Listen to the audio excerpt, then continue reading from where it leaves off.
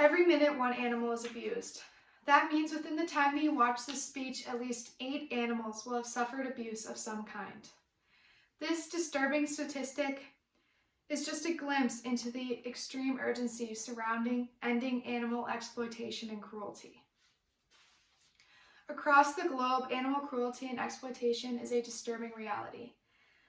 Through supporting organizations like Friends of Animals, by donating, educating, and discussing, we can begin to protect these animals and protect the world that we all share. I've spent my entire life being surrounded by animals, from dogs to cats to chickens. A large majority of my life has been focused on caring and attending to these animals. This exposure has led me to a passion for advocating for animals and their rights. The ways in which I've done this the most is through educating myself on organizations like Friends of Animals, and then sharing that information with friends and family. I have also made dietary changes which support fair treatment of all different kinds of animals across the country and the world. Today, I will be discussing what animal exploitation and cruelty issue looks like in the United States, what Friends of Animals is doing to help, and how we can help them, and what our continued support will look like for the future of Friends of Animals. We will begin by discussing the reality of animal exploitation and cruelty in today's world. Animals are being exploited and abused right under our noses, especially with our domestic farm animals.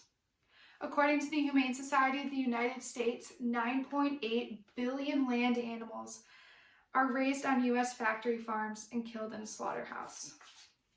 A quote from the Humane Society describes the conditions that these animals live in.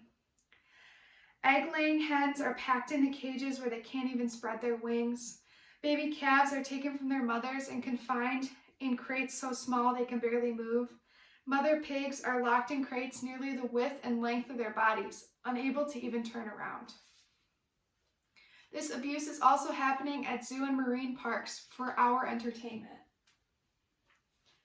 According to the New York Times, studies have shown that 80% of zoo carnivores, 64% of zoo chimps, and 85% of zoo elephants have displayed compulsive behaviors or stereotypies. These compulsive behaviors include self-biting, aggression, and even eating their own feces. And these stereotypies include repeating the same behavior, such as head bobbing or pacing. Psychoactive drugs like Prozac are being given to these animals in order to deal with the mental effects of captivity. The effects of animal cruelty extend beyond the animals as well. Intentional cruelty to animals is strongly correlated with other crimes, especially violence against humans. A survey reported by the Humane Society of the United States reveals that 71% of domestic violence victims reported their abuser to also target pets. Another survey reported by the Humane Society of the United States reveals that 88% of families under supervision for child abuse also targeted pets. Now that we have discussed the prevalence of animal cruelty in today's world, we will now explore what Friends of Animals is doing to help this issue. Friends of Animals advocates for animals through legal initiatives through their Wildlife Law program. They use policy and legislation outreach for animal rights. An example of this is their Big Five African Trophy Act, which passed legislation in New York and Connecticut, which bans the importation, possession, sale, or transport of the Big Five African animals. Friends of Animals has also surpassed 2.8 million spay and neuter procedures. Spaying and neutering is the most effective way to prevent pet homelessness in America. Friends of Animals has also provided sanctuary for animals, specifically those who were a victim of the exploitation in the exotic pet trade, research, and entertainment industry. They operate primarily primates in San Antonio, which is home to more than 300 animals. Now that we have explored the ways in which Friends of Animals is stopping the cruelty and exploitation of animals, we will now examine how your donation to FOA can help them continue to make progress on this pressing issue. For FOA, your donation has the greatest impact. Your donation will contribute to funding their ongoing projects. These projects include the Wild Horses Project, which aims to protect wild horses in the United States who are being displaced due to oil drilling. This fragmentation of wildlife habitats is also contributing to climate change. Their Flip Off Fur project is working to ban the sale of real fur fashion in NYC and beyond. They also are working to ban trophy hunting. At least 1.2 million animals were legally killed by American hunters and sent to the United States as trophies between 2005 and 2014.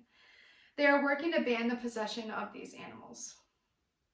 They are also working to close wild animal meat markets. They're urging for legislation that shuts down global meat markets to stop the spread of zoonotic diseases such as COVID-19. And lastly, they're working to ban pesticides. They're working on a local, state, and national level to ban the use of commercial harmful pesticides on public land. And they're also encouraging private property to turn to organic methods to avoid harming wildlife, habitats, and even humans. In conclusion, we have discussed what animal cruelty and exploitation looks like in the United States and the world. We have explored the efforts of Friends of Animals and how we can help, and what Friends of Animals' future looks like with our support. Our fellow inhabitants of the earth are in trouble. We need to use our voice for those who do not have one. The exploitation and cruelty of animals that animals experience on a daily basis extends beyond the animal and is truly an ethical issue. Through a small donation to Friends of Animals or organizations similar, through conversations with friends and family, and staying educated on issues and progress regarding animal rights, change can be achieved. Humans and animals can live in unity as long as we give them the space and resources that they are so desperately crying out for.